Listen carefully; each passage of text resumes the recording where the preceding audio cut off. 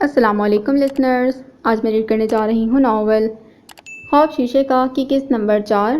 Novel شروع کرنے سے پہلے میری آپ سب سے ریکویسٹ ہے کہ چینل کو سبسکرائب کر لیجئے اور بیل آئکن کو ضرور پریس کیجئے، ساتھ میں ویڈیو کو لائک کیجئے اور کمنٹ میں بھی ضرور لکھ کر بتائیے۔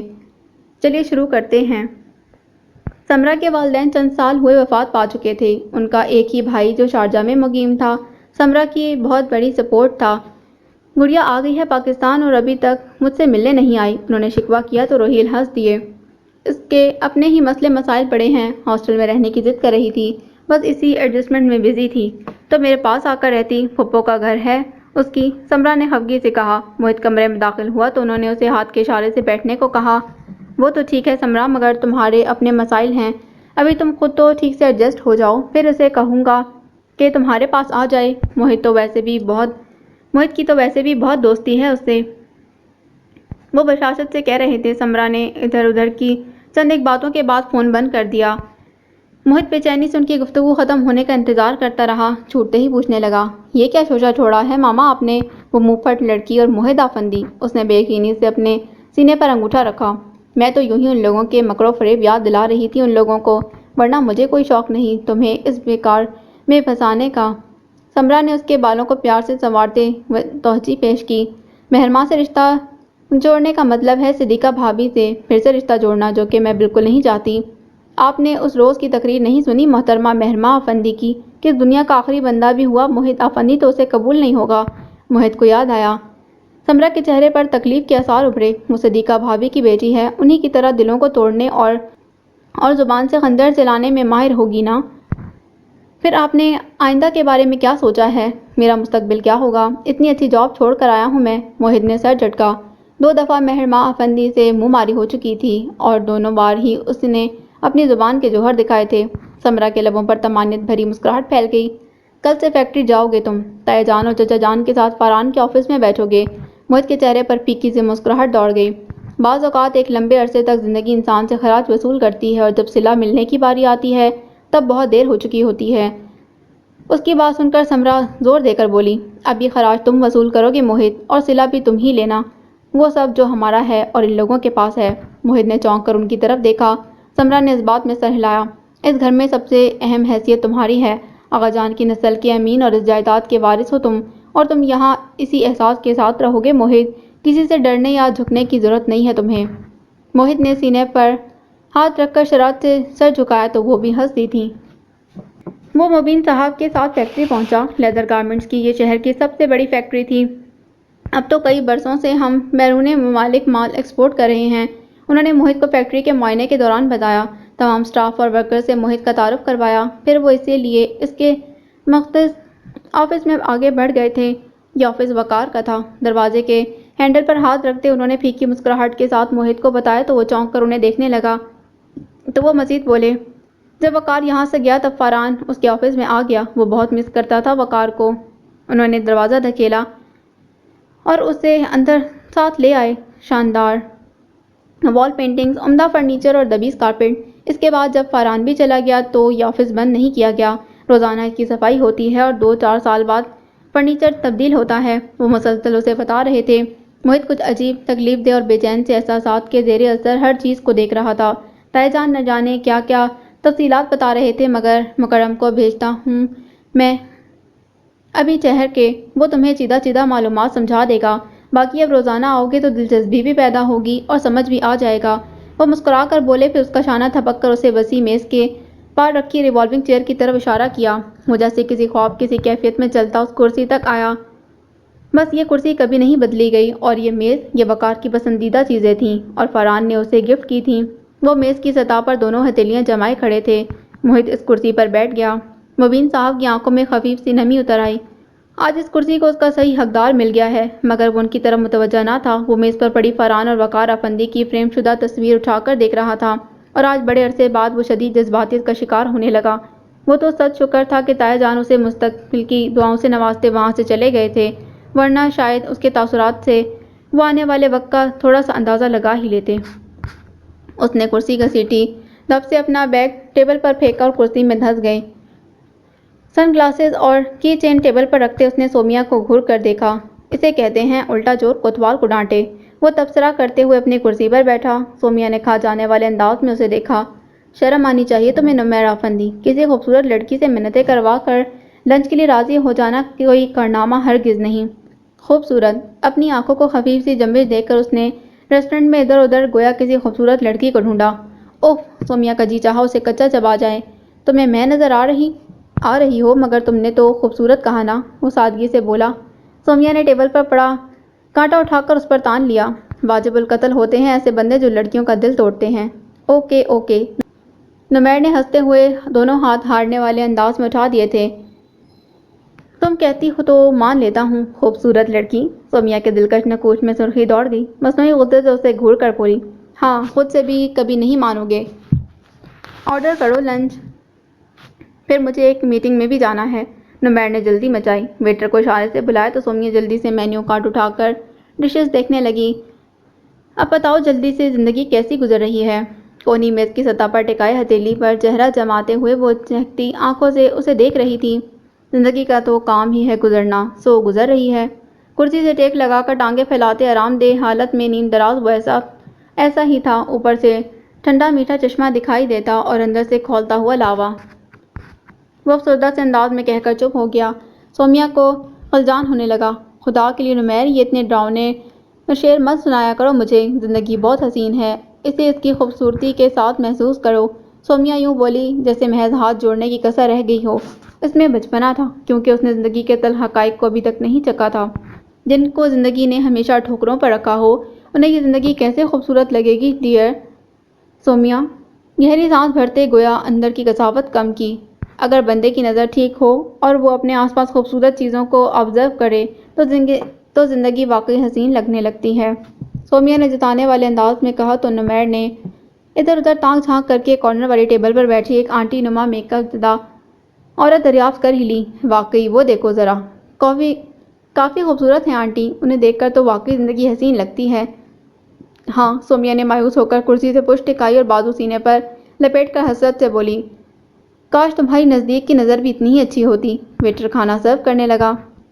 یہ تمہارے روز روز کے آرڈر نہیں مانا کروں گا میں، آج ملاقات ہو گئی اینڈ دیٹس آل، اب مجھے ڈسٹرب مت کیا کرو۔ کھانے کے دوران وہ قطعی انداز میں اسے سمجھا رہا تھا۔ سومیا نے چکن کے پیس میں کانٹا بساتے دانت نکوسے۔ اوف، یعنی میں تمہیں ڈسٹرب کرنے لگی ہوں۔ بڑے انداز سے پلکیں جھپکائیں، ہونٹوں کا پاؤچ بھی بنایا۔ نمیر ضبط کرتے بھی ہنس دیا۔ بالکل بطخ لگ رہی ہو ڈفر۔ وہ برا سا منہ بنا کر کھانا کھانے لگی، پھر سے جتایا، میں تمہیں کبھی بھی ڈسٹرب کر سکتی ہوں نمیر افندی، کیونکہ ہم دونوں بہت اچھے دوست ہیں۔ بالکل، لیکن میرے راستے اور منزل الگ ہیں سومی، یہ بات مجھ سے ملتے ہوئے یاد رکھا کرو۔ نمیر نے فی الفور جواب دیا۔ بلکہ وارننگ؟ وہ مارے دکھ کے ہاتھ روکے اسے دیکھنے لگی۔ کتنے بدتمیز لگتے ہو اس طرح میرا دل توڑتے ہوئے، افسوس سے کہہ کر وہ پھر سے کھانا کھانے لگی۔ اسے بھوک اتنی لگی تھی، اب کی باتیں اپنی جگہ اور کھانا اپنی جگہ۔ میرے دل پر پھل پڑا ہے سومیا، جس سے سارے اسم بیکار ہیں۔ تم اپنی توانائیاں غلط جگہ پر ضائع مت کرو۔ وہ سنجیدہ تھا، بے حد سنجیدہ۔ تو کیوں گھٹ رہے ہو اندر ہی اندر؟ جاؤ اور اپنے دادا کے سامنے کھڑے ہو جاؤ اور بتاؤ کہ تم بھی ان کے وارث ہو۔ نمیر افندی اور سن آف وقار افندی، مجھے ایک سائڈ پر رہنے دو میرے جذباتوں کے ساتھ۔ جب ان میں سے نپٹ کر آ جاؤ گے تو میں تمہیں محو انتظار ملوں گی۔ ویسے ہی تھی، ہر بات کو اتنا ہلکا لیتی تھی کہ مخالف بھی اس کی طمانینت کی داد دیے بنا نہیں رہتا تھا۔ لمحہ بھر کو نمیر بھی چپ رہ گیا، پھر نگاہ میں خفگی بھر کر اسے دیکھنے لگا۔ چند لمحے یوں ہی مگن سی کھانا کھاتی رہی، پھر چونکنے کی اداکاری کرتے ہوئے نمیر کو دیکھا۔ ارے تم بھی نا، مانا کہ آج میں کچھ زیادہ ہی پیاری لگ رہی ہوں، مگر کھانا تو کھا لو، مجھے بعد میں دیکھ لینا۔ بہت ڈیٹ ہو تم سومی، وہ تھک کر کھانا کھانے لگا۔ وہ بڑے انداز سے بولی تھی۔ نمیر افندی اس کی حالت پر جیسے تعصب سے سر ہلا کر رہ گیا۔ ایف اے کر کے فیکٹری سنبھالنے والا وقار افندی جب نوکری کی تلاش میں نکلا تو صحیح معنوں میں چکرا گیا۔ نہ ہاتھ میں کوئی ہنر، نہ کوئی شاندار ڈگریاں۔ نوکری ملتی بھی کس بنیاد پر؟ فیکٹری میں تو آغا جان نے داخلہ بند کر دیا تھا۔ فکر مت کرو وقار، میں خرچہ بھیجا کروں گا۔ فرحان کا اس سے مسلسل رابطہ تھا۔ اپنے پاس ہی رکھیں وہ کمائی، ایک دھیلے کا بھی روادار نہیں ہوں میں۔ ہٹیلا اور ضدی تو وہ بھی بہت تھا، زرنگار نے سمجھایا۔ تمہارا حق ہے وقار، افندی ہاؤس کی کسی بھی چیز پر میرا کوئی حق نہیں رہا زری۔ وہاں سے نکالا گیا ہوں خالی ہاتھ، کسی نے زبانی کلامی دعا تک نہیں دی۔ اس کی آنکھوں میں سرخی اترنے لگی۔ زندگی بہت مشکل ہو جائے گی وقار، وہ کچھ کہنے لگی کہ وقار نے عجیب نظروں سے اسے دیکھا۔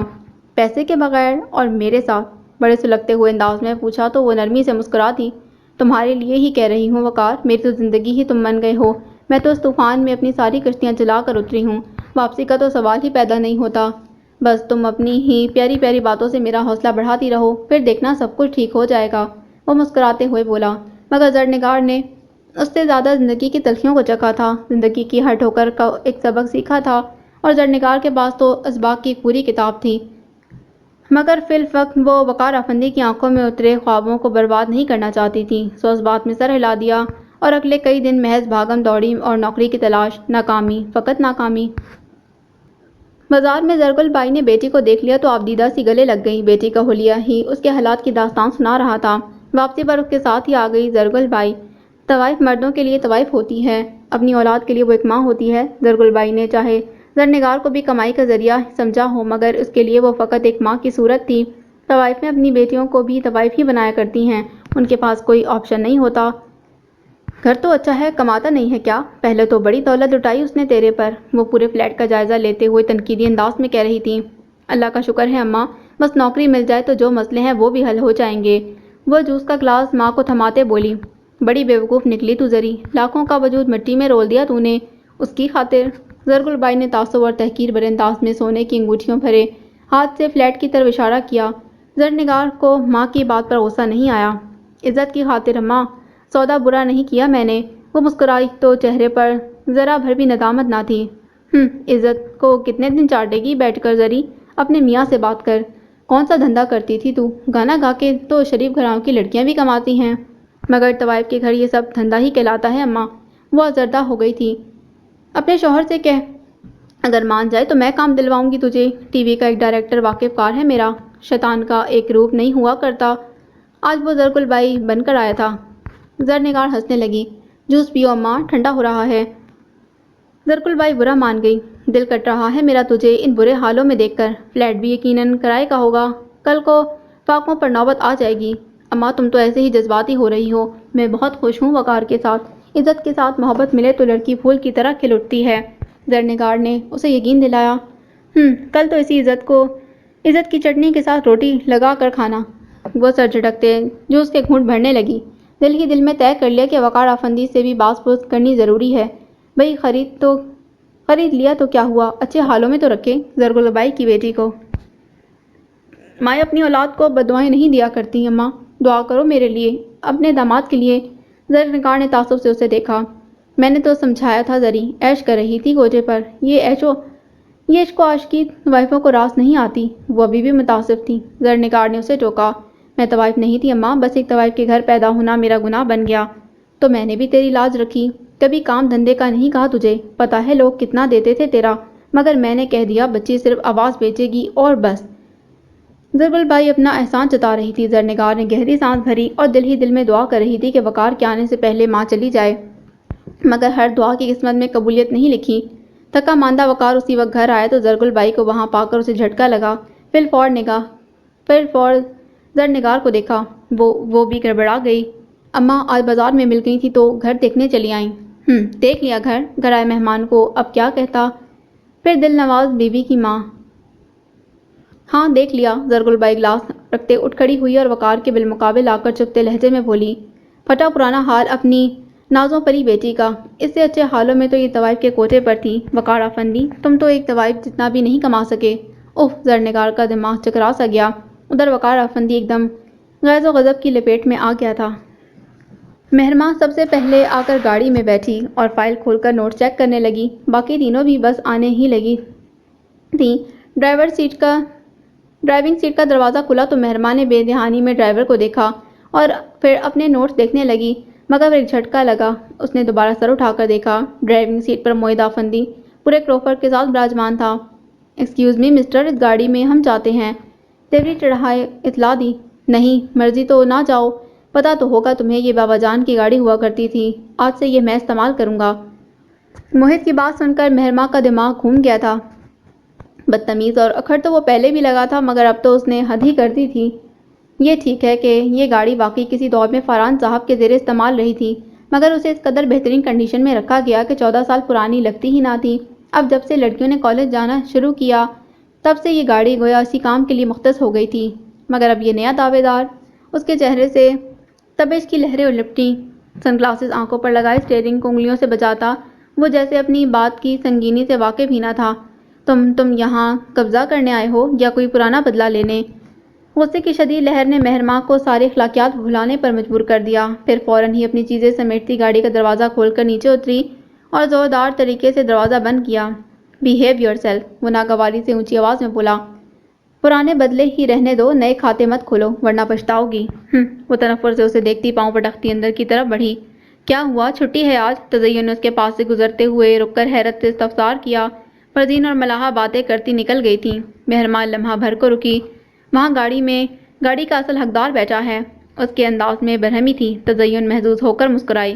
"اوہ ہو، موحد افندی"، اس نے فوراً ہی بوجھ لیا۔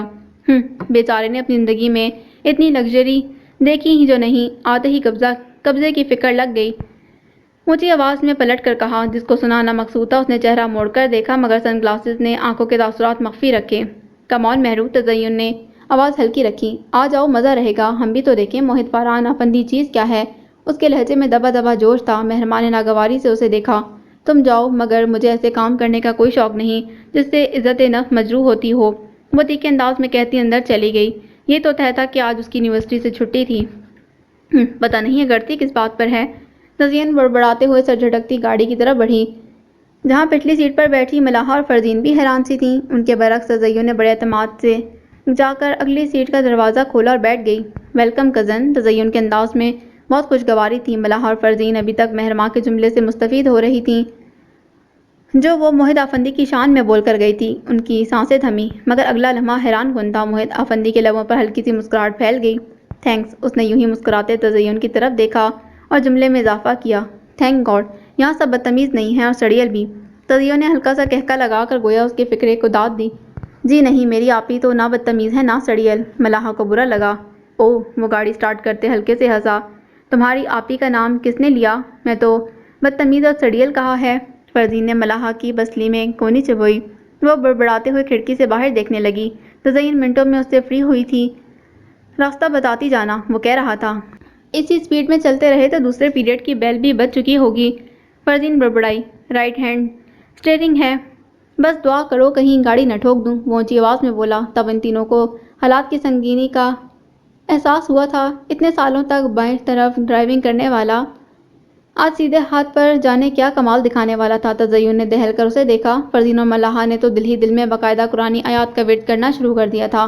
فرزین اور ملاحہ کو کالج اتارنے کے بعد اس کا رخ اب تزین کی یونیورسٹی کی طرف تھا۔ "تمہیں برا لگا ہوگا"، مہرماں کا انداز۔ تزین نے کچھ سوچ کر پوچھا۔ "کیا فرق پڑتا ہے، اسے کون سا اچھا لگتا ہے میرا انداز"، وہ لاپرواہی سے بولا۔ "یہ بھی ایک طریقہ ہوتا ہے دوسروں کی نظروں میں آنے کا، بدنام اگر ہوں گے تو کیا نام نہ ہوگا"۔ اسے عادت ہے اپنے آپ کو نمایاں کرنے کی، وہ بظاہر مسکراتے ہلکے پھلکے انداز میں کہہ رہی تھی۔ موحد نے اس کی یونیورسٹی کے گیٹ کے سامنے گاڑی روکی اور اس کی طرف دیکھ کر مسکراتے بولا، "مگر اسے شاید معلوم نہیں کہ دشمن کے سامنے خود کو نمایاں کرنا کس قدر نقصان دہ ثابت ہو سکتا ہے"۔ وہ کہہ کر گاڑی آگے بڑھا لے گیا مگر تزین کئی ثانیوں تک اس کی بات کی سنگینی کو سمجھنے کی کوشش میں گاڑی کے پیچھے اڑتی دھول کو دیکھتی رہ گئی تھی۔ زرقل بائی کی اس قدر اخلاق باختہ گفتگو نے زرنگار کے تو حواس ہی اڑا دیے تھے۔ وقار افندی کا دماغ بھی گھما دیا۔ "کیا بکواس ہے یہ"، وہ تمام تر اخلاقیات بھول کر غرایا۔ پہچان خون تبا تو چہرے پر سرخی جھلکنے لگی۔ حواس کو قابو میں کرتی زرنگار پھرتی سے ساس اور داماد کے بیچ آ کھڑی ہوئی۔ "آپ اندر کمرے میں چلیں وقار، میں بات کرتی ہوں اماں سے"۔ ملتجیانہ انداز، آنکھوں میں جھلکتی ندامت اور بے چارگی۔ وقار نے لب بھینچ کر بہت کچھ اندر ہی روک لیا۔ "ارے تو کیا جھوٹ کہا ہے میں نے، توائف کے کوٹے پر تھی تب 2 کے بجائے 4 وقت کھانے کو ملتا تھا۔ یہ اچھی عزت و شرافت ہے جو پہلے تو کرائے کے مکان میں لائی اب کھانے کے بھی لالے پڑنے والے ہیں"۔ زرقل بائی کو مردوں کے تیوروں سے ڈر نہیں لگتا تھا۔ ایک توائف کو زندگی بھر ایک مرد کے تیوروں ہی سے تو واسطہ پڑتا ہے۔ وہ وقار کے انداز سے ڈری نہیں، تیز لہجے میں بولی تو زرنگار نے پلٹ کر دونوں ہاتھ اس کے آگے جوڑ دیے۔ "اللہ کا واسطہ ہے اماں، گھر بسا نہیں سکتی میرا تو اجاڑو بھی نہیں"۔ اس کے لب و لہجے میں محسوس کن سختی تھی۔ وقار غصے سے بھرا بیڈ روم میں چلا گیا، فل سپیڈ پر پنکھا چلایا اور نیم اندھیرے کمرے میں ہی جوتے ادھر ادھر پھینک کر بستر پر دراز ہو گیا۔ زرقل بائی نے صحیح معنوں میں اس کی رگوں میں شرارے دوڑا دیے تھے، مگر آوازوں کا راستہ کون روک سکتا ہے بھلا۔ یہ شریف مرد ایسے ہی ہوتے ہیں زرنگار، 4 دن کی چاندنی والا حساب ہوتا ہے ان کا۔ ابھی تو عشق خمار میں ہے، ذرا سا نشہ ہلکا ہونے دے، پھر دیکھنا واپس نہ لوٹا اپنے محل میں تو کہنا خرید کر لانے والا، بھلا کیا عزت کرے گا تیری۔ زرگل بائی کے لب و لہجے میں وقار افندی کے لیے نفرت، حقارت سبھی کچھ تھا، انداز وقار افندی کو سنانے والا۔ بس کرو اماں، اور تم اپنی شرافت کے بارے میں کیا خیال ہے تمہارا؟ وہ تم سے تو اچھا ہے ماں، جو مجھے برے ہاتھوں میں جانے سے پہلے خرید لایا، مگر بیچنے والی کے بارے میں تم کیا کہو گی اماں؟ مائیں بھی کبھی اپنی اولاد کو بیچا کرتی ہیں؟ اس کا سوال بہت دکھ بھرا اور کرب ناک تھا۔ طوائفوں کی اولادیں ہمیشہ سے بکتی آئی ہیں، زرگل بھائی نے ڈھائی سے کہا تو زرنگار کی آنکھوں میں نمی اتر آئی۔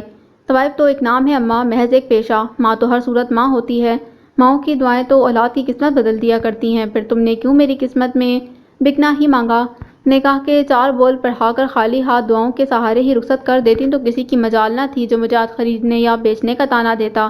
وہ رونے لگی تھی۔ زرگل بائی خاموشی سے اسے روتا دیکھتی رہی، پھر اکتا کر بولی، ٹھیک ہے بھائی، جیسے تو راضی، میں کیا، میرا کیا، نورا ہے، ریشم اور مسکان ہے، تھیلے بھر بھر کر نوٹ لاتی ہیں، اللہ کا شکر ہے کسی شے کی کمی نہیں، بس تیری طرف سے گرم ہوائیں جاتی ہیں مجھے، گویا بڑی محبت ہو زرنگار سے۔ عورت طوائف کے کوٹھے پر پیدا ہو کر طوائف نہیں بنتی، آج یہ بات تو زرنگار نے ثابت کر دی۔ وقار افندی اندر سے سرد لہجے میں بولتا باہر نکلا، پھر اس نے انگشت شہادت سے زرگل بائی کی طرف اشارہ کرتے ہوئے حقارت اور تعصب سے کہا، طوائف ہونا ایک سوچ اور احساس کا نام ہے جو زری نے اپنے اندر پیدا ہی نہیں ہونے دیا اور تم میں کوٹ کوٹ کر بھرا ہے۔ زرگل بائی نے اپنا ہینڈ بیگ اٹھایا اور چلنے کو تیار ہوئی، زپ کھول کر بیگ میں سے اچھی خاصی رقم نکال کر بنا گنے بیٹی کی طرف بڑھا دی۔ یہ لے، پہلی بار تیرے گھر آئی ہوں، میرے کون سا باپ کی کمائی ہے جو خوش ہو کر لے لوں اماں، جاؤ اور آئندہ کبھی مت آنا۔ زرنگار نے اپنے شانے کے گرد وقار کی مضبوط بازو کا سہارا محسوس کرتے ہوئے قطعی لہجے میں کہا تو زرگل بائی نے خشونت بھری نگاہوں سے بیٹی کو دیکھا۔ اپنے شوہر کی زبان بولنے لگی ہے تو بھی؟ نکاح پڑھوایا ہے اس کے ساتھ اماں، پیسوں سے نہیں، اپنے عمل سے خریدا ہے اس نے مجھے، ساری عمر غلامی کروں اس کی تو بھی کم ہوگی۔ زرنگار کی آواز بھرا گئی تھی، ٹھیک ہے بھائی، ختم تیری میری، مر گئی تو نہ آئیو ان گلیوں میں، سمجھوں گی جنا ہی نہیں تھا میں نے تجھے۔ وہ نوٹ بیگ میں ٹھوستی بڑبڑاتے ہوئے وقار اور زرنگار سے اعلان قطع تعلق کرتی چلی گئی۔ زرنگار نے آگے بڑھ کر جلدی سے دروازہ لاک کر دیا، پھر جیسے ہی زرگل بائی کے آنے کا اندیشہ ہوا، جیسے پھر سے زرگل بائی کے آنے کا اندیشہ ہو اور پھر پلٹ کر ڈرتے ڈرتے وقار کو دیکھا۔ وہ صوفے میں دھس گیا، چہرے پر سنجیدگی کی چھاپ تھی۔ زرنگار کا دل ڈوب سا گیا، وہ آہستہ روی سے چلتی اس کے پاس آئی، صوفے کے بازو پر بیٹھی اور جھک کر وقار کے گلے میں باہیں ڈال دیں۔ رخسار اس کے گال سے مس کیا، سوری وقار، مجھے پتا ہوتا کہ اماں آپ سے اس برے طریقے سے بات کریں گی تو میں کبھی ان کے کہنے پر ان کو یہاں اپنے گھر نہ لاتی۔ اس کی آواز بھرائی ہوئی تھی اور انداز میں پشیمانی۔ وہ جو سنجیدگی سے زرنگار کی کلاس لینے کا سوچ کر بیٹھا تھا، اس کے معذرت کے اس قدر دلبرانہ انداز پر ٹھنڈا پڑ گیا۔ ناراض تو نہیں ہے مجھ سے؟ وہ اپنا شک دور کرنا چاہتی تھی۔ اتنے پیارے انداز میں مناؤ گی تو کون کافر ناراض رہ سکتا ہے؟ اس کے بازو پر ہاتھ رکھتے وہ قریب آنے کے انداز میں اشارہ کرتے بولا تو زرنگار مسکراتے سر اس کے شانے پر رکھ چکی تھی۔ کل ایک جگہ جاب کے لیے جانا ہے، دعا کرنا کام بن جائے، تنخواہ بھی بہت اچھی دے رہے ہیں۔ وقار نے مسکراتے ہوئے خوشخبری سنائی تو زرنگار کھل اٹھی، اس کے دل سے دعا نکلی، انشاءاللہ ضرور ہو جائے گی نوکری۔ ایک تو یہ آغا جان بھی نہ، انہیں کوئی بتاتا کیوں نہیں؟ ہر انسان اصولوں کے لیے نہیں بنا بلکہ اصول انسان کے لیے بنائے جاتے ہیں۔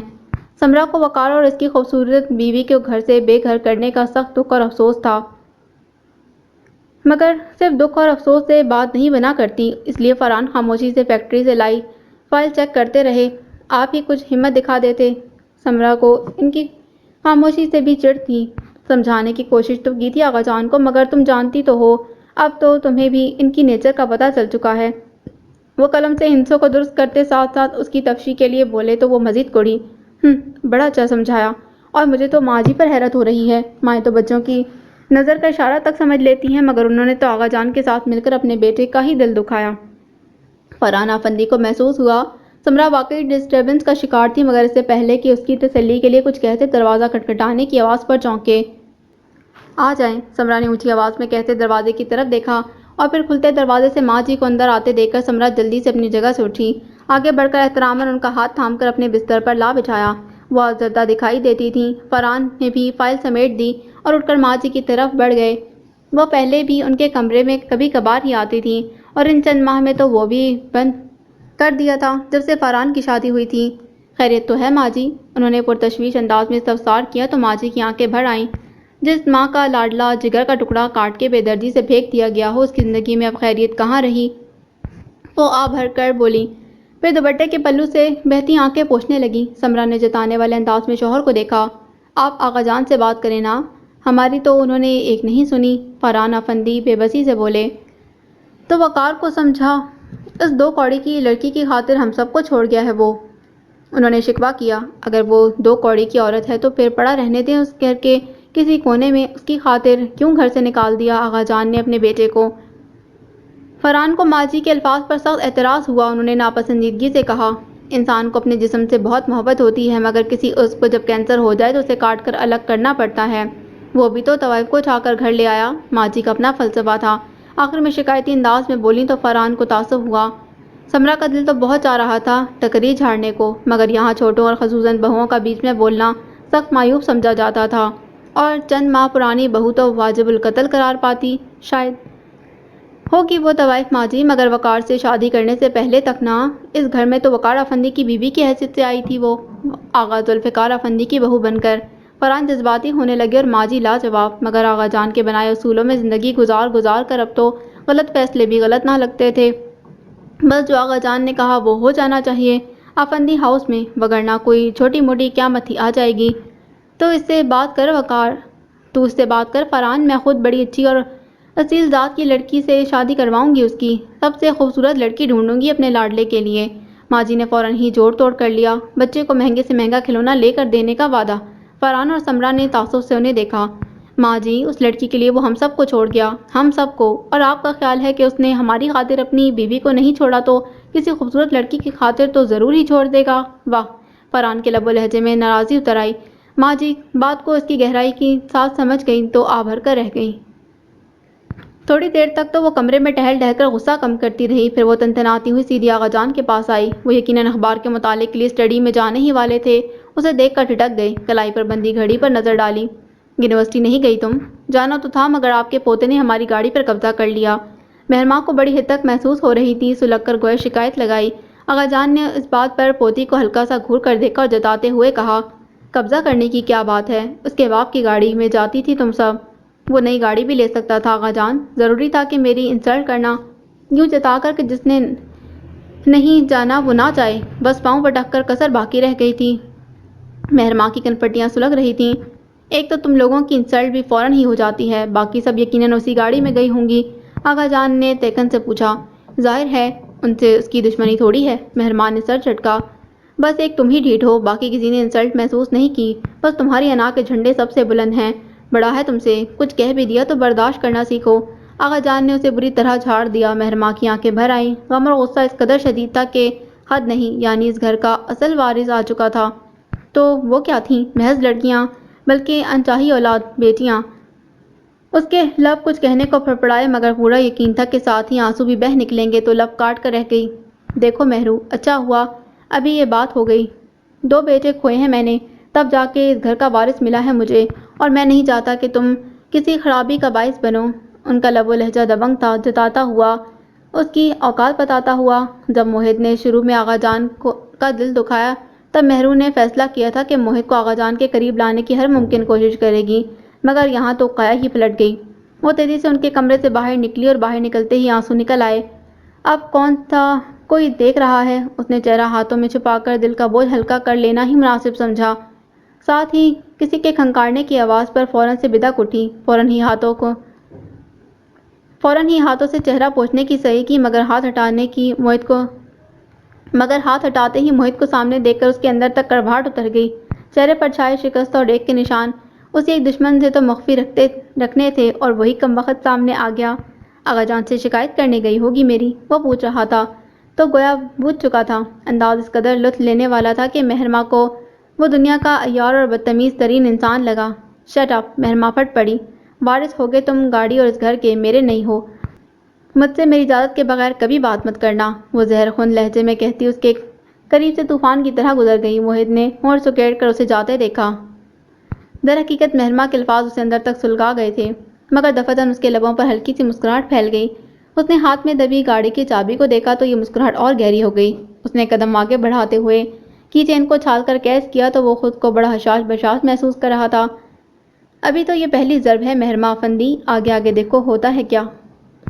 لڑکیوں کے امتحانات کے فوراً بعد مہرمہ اور طلال کی منگنی کی تقریب رکھ دی گئی تھی۔ ان دنوں تو سبھی امتحانات میں سنجیدگی سے مصروف تھیں۔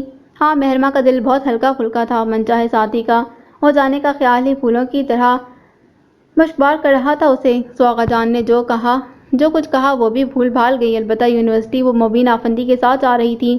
گھر میں سب کی نظروں میں موہد اور مہرمہ کی چپکلش آ چکی تھی، مگر مہرمہ نے اسے کوئی اہمیت نہ دی۔ اس کے نزدیک موہد افندی اس قابل ہی نہیں تھا کہ اسے کوئی اہمیت دی جاتی، اور پھر وہ دن بھی آ ہی گیا۔ اپنی تمام تر رہنائیوں کے ساتھ جب مہرمہ افندی نے طلال کے نام کی انگوٹھی پہن لی، سمرا سب سے کٹ کر ایک طرف ٹیبل پر بیٹھی تھی۔ فنکشن اپنے عروج پر تھا، ہنسی مذاق کہہ کے ایسے میں دل ہواؤں میں اڑ رہا تھا تو مہرمہ افندی اور طلال کا کسی کا دل جل کر سلگ رہا تھا تو تزین افندی کا، اور کسی شور ہنگامے اور رونق سے ٹینشن کا شکار ہو رہا تھا تو وہ موہد افندی تھا۔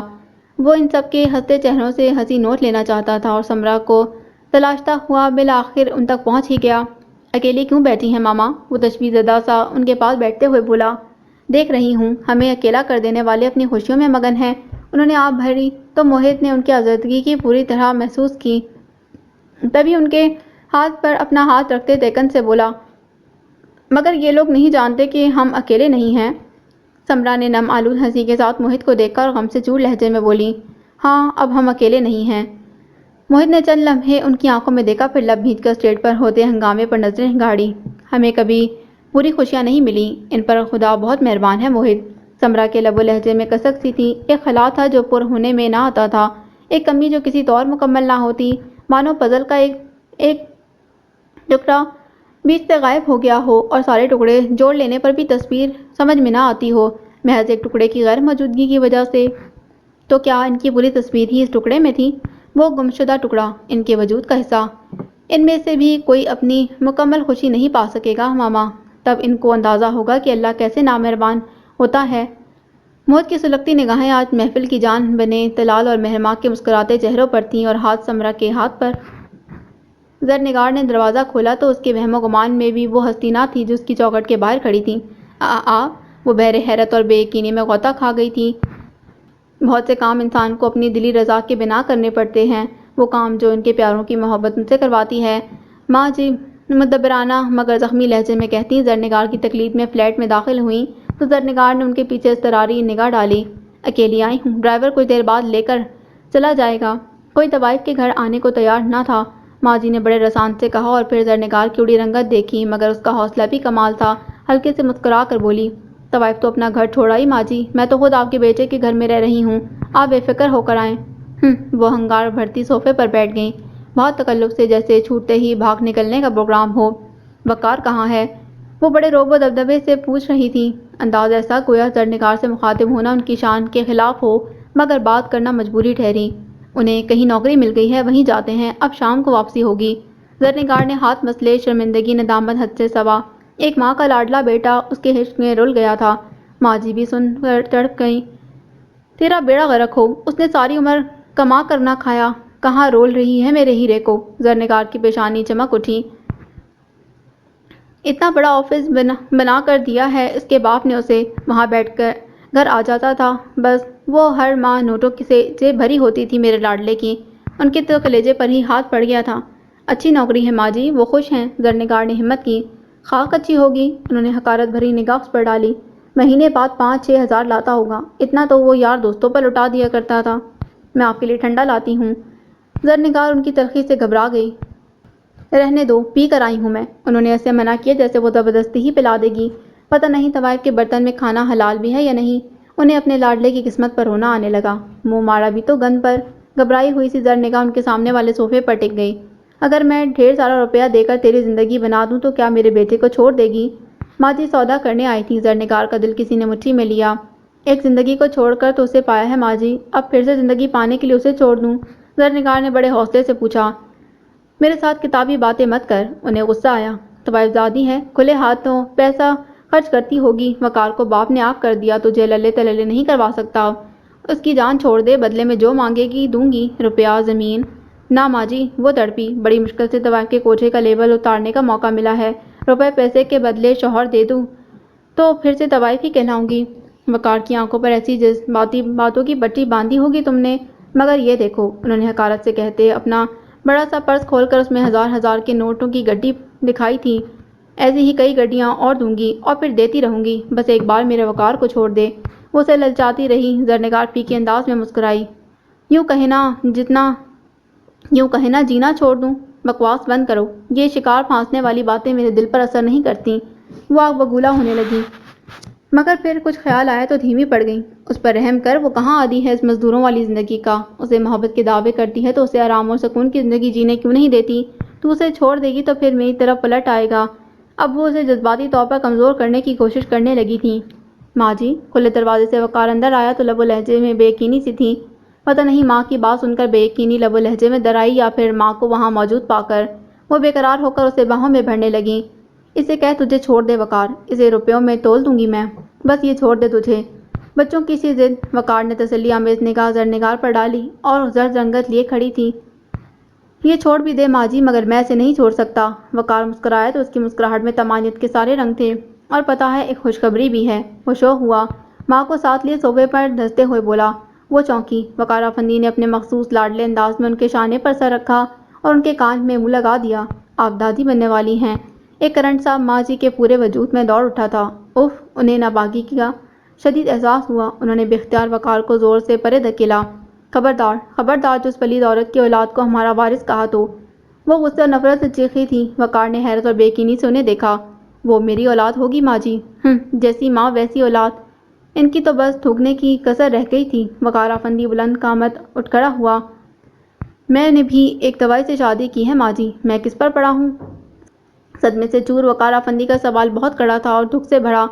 माँ जी लाजवाब हो गई। यूनिवर्सिटी लाइफ ख़त्म हो गई थी। तलाल से मिलना, बातें करना ख्वाब सा लगने लगा। मलाइका उसकी मंगनी के बाद वापस जा चुकी थी। ख्वामख़ा समरा चची और मोहित से मत उलझना।